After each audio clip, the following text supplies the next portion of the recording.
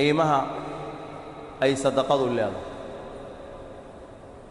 ilaahay subxaanahu wa tacaala qur'aanka aad iyo aad ayuu ugu booriyey sadaqada in la bixiyo, waxaana ilaahay ballan qaaday inuu beddel qofkaas siinayo.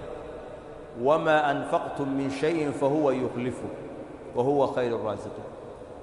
wax allaaliya waxaa bixisaan oo wax un ah, ha yaraadeen ha badnaadeen, ilaahay subxaanahu wa tacaala beddelkiisa ayuu idin siinaya. waa ballan ilaahay uu qaaday. ilaahay wuxuu leeyahay waanfiquu bixiya وأنفقوا مما رزقناكم من قبل أن يأتي أحدكم الموت فيقول رب لولا أخرتني إلى أجل قريب فأصدق وأكن من الصالحين. بحية وحا أيدنكو أرزاقني وحكا مذا كل يود بحية ما انتينيني ما ننجيري وقفكو مركا أونا دهين وحيا هدا إله ويدب.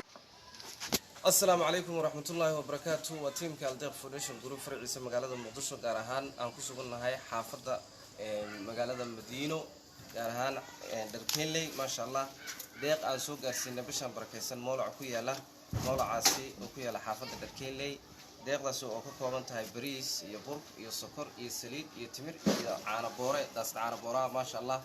deeqdaas way soo dhiibeen walaalo mabsanaad oo ka tirsan Aldeeq Foundation Group ku nool wadanka Switzerland ee ugu horeyso walaasheen Xaawo Cali Cabdullaahi ma sha Allah. deeqdii bishan barakeysan oo ugu talagasheen walaalaheena muslimiinta ee xirta ah waataan soo gaarsiinay dhammaan walaalihii intii deeqdan ka soo qayb qaadatay. waxaan ugu duceynaynaa meesha ka soo saaray badal khayr qaba.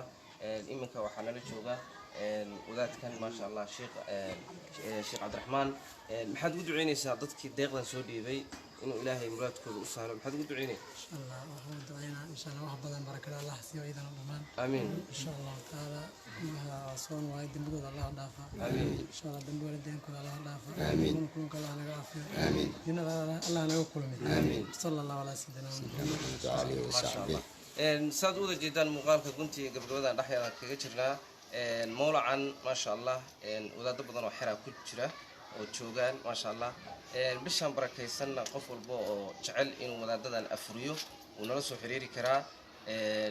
page-kina Aldeeq Foundation Group ayuu nagala soo xiriiri doonaa ama lambarka aan soo saari doono shaashada. qof walba oo jecel khayrkii wanaagga inuu ka qaabto waa tiimka Aldeeq Foundation Group oo idin leh sidaas iyo nabadgelyo.